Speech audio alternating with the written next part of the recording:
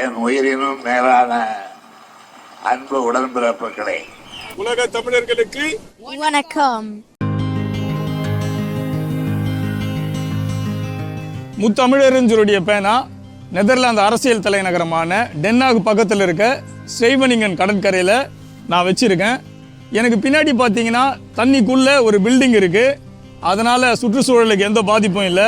அதனால் ஐயாவுடைய பேனாவையும் தண்ணிக்குள்ளே வச்சா சுற்றுச்சூழலுக்கும் எந்த பாதிப்பு வராது. ரொம்ப சந்தோஷமாக இருக்கும். நிறைய மக்கள் வந்து பார்ப்பாங்க.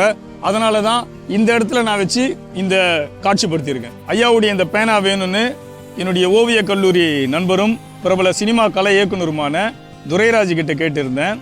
அவர் உடனே மயிலாப்பூர் சட்டமன்ற தொகுதி எம்எல்ஏ பாசத்திற்குரிய வேலு அண்ணங்கிட்ட கலந்து ஆலோசித்து எந்த மாதிரி அனுப்பலான்னு ஒரு ஆலோசனை செய்து கிட்டத்தட்ட ஒரு 6 அடிக்கு மேலே இந்த பேனாவை எனக்கு செஞ்சு அனுப்பியிருக்காங்க. அவங்களுக்கு மிகப்பெரிய நன்றியை தெரிவிச்சுக்கிறேன். இந்த வேலையில் நிறைய கலைஞர்களும் பங்கெடுத்திருக்காங்க. அவங்களுக்கும் இந்த தருணத்தில் ரொம்ப நன்றியை தெரிவிச்சுக்கிறேன்.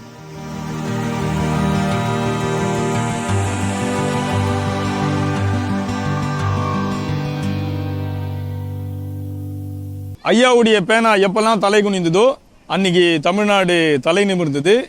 5 தடவை முதல்வராக இருந்திருக்காரு. தமிழ்நாட்டில் நிறைய திட்டங்களை தீட்டின இந்தியாவின் முன்னோடி முதல்வராகவும் அவர் இருந்திருக்காரு.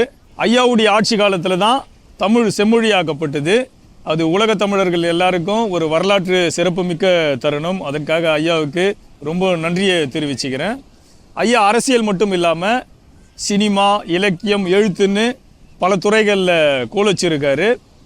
சினிமாவில் பார்த்தீங்கன்னா புரட்சி தலைவர், நடிகர் திலகம் மற்ற கலைஞர்களுக்கு அவர் எழுதிய கதை வசனங்கள் ரொம்ப பிரபலம். அதில் பராசக்தி வசனம் அனைவருக்கும் தெரிந்த ஒன்று. இந்தியாவை வடக்க பார்த்தீங்கன்னா இமயமலை தான் உயரம். வைத்தார் நம்ம ஐயன் திருவள்ளுவருக்கு முக்கடலில் மிகப்பெரிய சிகரம். தமிழ்நாட்டை அழகாக செதுக்கிய நவீன சிற்பி ஐயா. சோழர்களின் கலை பொக்கிஷமான தஞ்சை பெரிய கோவிலின் 1000வது வருட விழாவை ஐயா காலத்தில் மிக கோலாகலமாக விமர்சையாக கொண்டாடினாங்க. சிறப்பு நாணயங்கள், தபால் தலையெல்லாம் வெளியிட்டாங்க. இப்படி ஐயாவுடைய சாதனைகளையும் பெருமைகளையும் சொல்லிட்டே போகலாம். ஆனால் இந்த ஒரு வீடியோ அதற்கு பத்தாது.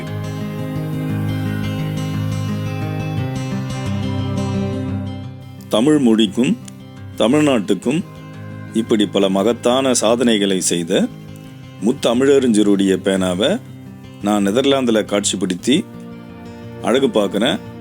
இது எனக்கு வரலாற்று சிறப்புமிக்க ஒரு மகிழ்ச்சியான தருணம். நன்றி.